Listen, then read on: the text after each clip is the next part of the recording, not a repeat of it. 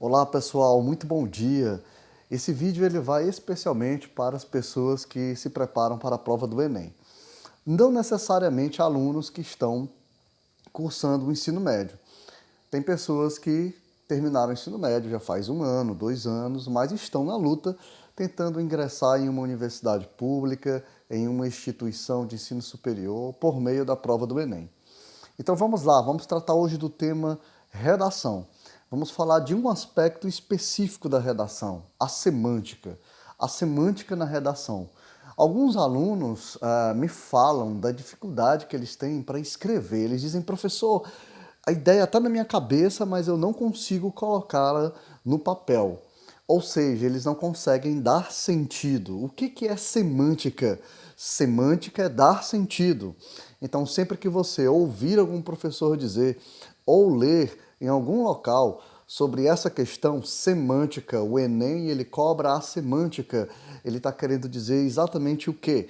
Que ele cobra o sentido. Você precisa escrever algo que faz sentido, mas não somente sentido na sua cabeça, mas para o leitor, para aquela pessoa que vai conferir a tua redação, aquela pessoa que vai ler o teu texto. Então, o que é necessário para eu conseguir colocar sentido, ter uma boa semântica na minha redação? Olha, a dica ela é muito simples, de fato ela é muito simples. Todos os alunos que eu tive ou que eu conheci que tiraram mais de 900 em uma redação do Enem, foram alunos que leram. Eles desenvolveram o hábito de ler. Mas não foi no ano do Enem.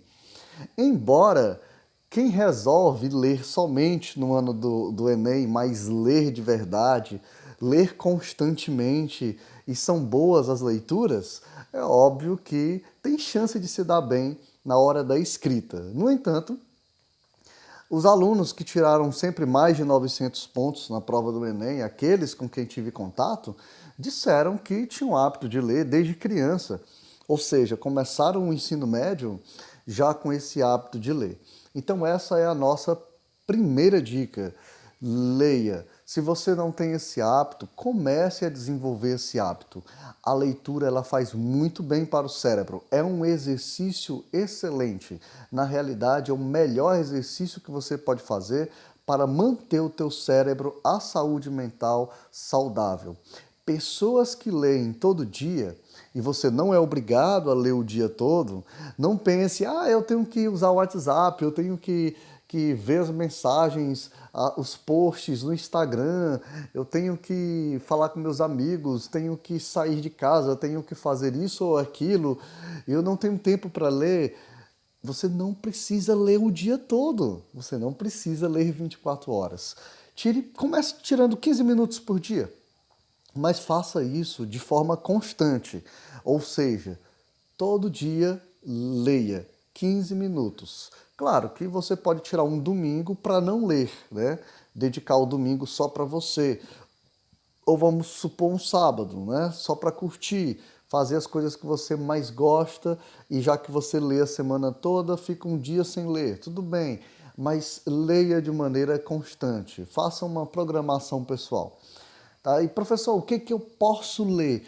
Olha, você pode ler de tudo, de preferência aquilo que você gosta, né? É tão bom a gente fazer aquilo que a gente gosta, dar prazer, a gente se sente mais completo, mais realizado. Entretanto, é bom você escolher temáticas que já caíram em provas do Enem. E o que é mais comum, professor? Olha, as propostas das redações geralmente envolvem conhecimento da área de história, não necessariamente aqueles conteúdos que se referem à história antiga, mas tudo que acontece na nossa vida como ser humano e em sociedade faz parte da história. Então, existe história recente, coisa que aconteceu há 1 ano atrás, coisa que aconteceu há 5, 10 anos atrás. Isso daí é considerado, pelos historiadores, história recente. Então, você precisa saber sobre fatos políticos, por exemplo, um contexto de um impeachment do Fernando Collor de Mello, da presidente Dilma Rousseff. Você precisa compreender como é que é o funcionamento da política partidária no Brasil. E aí é interessante que além de você entender essa questão partidária na atualidade, também é importante você entender o fundamento da política. Aí você pode estar lendo, por exemplo, livros clássicos. Eu posso citar para vocês O Espírito das Leis, de Montesquieu. Eu posso citar para vocês o pensamento de Nicolau Maquiavel, embora seja absolutista, mas é muito utilizado pelos políticos, até mesmo políticos que nunca leram Maquiavel.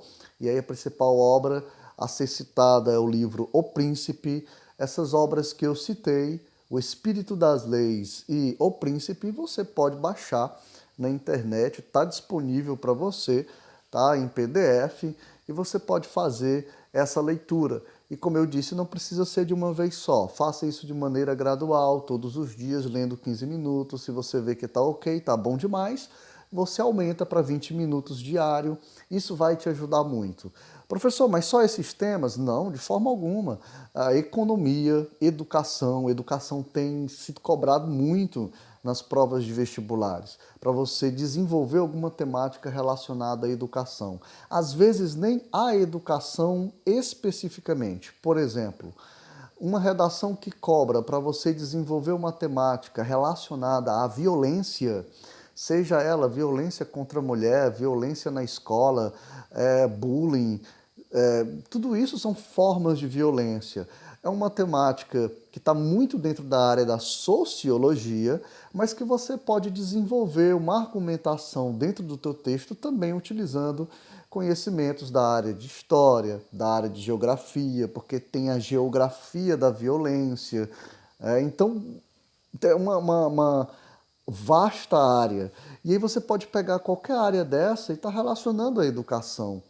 Por exemplo, no final de uma redação, você sempre vai ter que propor algum tipo de solução, algum encaminhamento, né? Até o último parágrafo da redação. Tem que ter uma conclusão, mas uma conclusão com proposta. Então essa proposta, ela pode passar pelo viés da educação. Tá? Qual seria uma das possíveis soluções para a violência na sociedade? Pessoas mais educadas. Tá? E aí isso vai enveredar para o lado de educação de qualidade, investimento público na educação. E quando a gente fala de investimento público na educação, muita gente pensa que é somente a melhoria dos salários dos professores.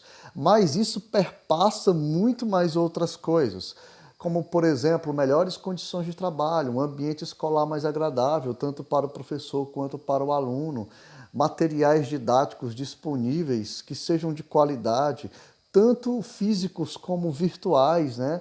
O uso da internet dentro da escola, feito de maneira consciente, apropriada, orientada por pessoas qualificadas. Então, é muita coisa que envolve uma educação de qualidade. E, com certeza, uma sociedade melhor educada é uma sociedade que terá menos violência. A gente pode estar falando de outras temáticas. Você que está inscrito no canal pode, inclusive, sugerir. Professor, comente alguma temática, alguma prova do Enem, uma redação que foi cobrada. Comente essa temática aqui pra gente. Eu faço questão de comentar. Eu não estou comentando as temáticas nesse vídeo porque hoje estamos falando somente de semântica. Então tá aí a dica, leia. Leia todos os dias, leia conteúdos de história, de geografia, de sociologia. Geralmente são conteúdos da área de ciências humanas, que são muito cobrados na hora de se escrever uma redação. Se você não tem bagagem de leitura, você não consegue escrever de uma forma decente. Então, leia. Esse é o primeiro passo para você conseguir desenvolver ideias e colocá-las no papel. Uma outra coisa muito importante para encerrar, na tua redação, para ter semântica, é você conseguir fazer as conexões entre os parágrafos. Uma redação, ela tem uma estrutura, que eu posso depois estar gravando um outro vídeo para falar melhor somente sobre a estrutura da redação. Essa estrutura se compõe em introdução, é o teu primeiro parágrafo, que você vai apresentar a tua temática. Tem que ser aquele parágrafo que vai chamar a atenção do leitor. E você vai dedicar mais 2 ou 3 parágrafos para o desenvolvimento. É onde você vai apresentar dados, informações, a problemática que envolve a temática que você está trabalhando. E por último, Nosso último parágrafo é a conclusão. Como eu já disse antes, é onde você vai fechar o texto, a ideia principal do texto, e vai propor alguma solução para aquela problemática que você desenvolveu durante toda a redação. Esses parágrafos, eles não podem ser soltos. O que você fala no primeiro tem que ter continuidade no segundo parágrafo. E, consequentemente, o segundo parágrafo ele tem que estar conectado com o terceiro parágrafo. Então, pessoas que escrevem de maneira desconexa, ou seja, diz uma coisa no primeiro parágrafo e no segundo parágrafo já está falando de uma outra coisa que não tem conexão nenhuma com aquilo que foi dito no parágrafo anterior, essa redação ela não tem semântica. É como você maratonar uma série. Você maratona a série, você percebe que o segundo episódio da série, ele tem uma ligação com o primeiro, é uma continuidade. E quando você termina a temporada, geralmente o último capítulo, o último episódio da temporada, ele vai fechar aquela história toda da primeira temporada. Mesmo que tenha espaço para uma segunda temporada, mas ele fecha a ideia da primeira temporada. Tá? Você vê o último episódio, relembra do primeiro episódio, tá aí, encerrou a história, tá tudo compreendido. Assim tem que ser a tua redação. Você começa e quando termina, o leitor tem que sentir isso. Agora está tudo compreendido, está tudo amarradinho, todos os parágrafos estão conectados. Professor, e como é que eu posso ter certeza que eu estou fazendo isso bem? Praticando. É a última dica. Praticando. E aí você vai escrevendo, dá para algum professor de língua portuguesa. É bom que você entregue para mais de um professor, talvez para um professor de história também, de geografia, tá? Para você ter um feedback, para os professores dizerem, olha, isso aqui está legal, isso aqui você pode melhorar, e aí você escreve novamente. É assim que a gente vai melhorando, tá? Não tenha vergonha de apresentar seu texto e de receber crítica. É assim que você vai progredir. Então, para fechar o nosso vídeo de hoje, muito importante para você ter uma boa semântica na redação. Leia, tá? Faça boas leituras. Faça isso constantemente, diariamente. Não esqueça, os teus parágrafos têm que ter conexão, eles têm que estar interligados, tá? Uns aos outros. E por último, pratique. Pratique, escreva e apresente o seu texto para receber feedback, para receber crítica, ok? Eu espero que o vídeo tenha ajudado, que eu tenha falado de maneira muito clara. Se você que vai fazer a prova do Enem gostou das dicas, deixe o seu like aí, que vai incentivar eu gravar mais vídeos, e se inscreva no canal. E compartilhe, como esse é um canal novo, então peço que você compartilhe com seus colegas que também estão se preparando para a prova do Enem. Então um abraço e um cheiro no coração.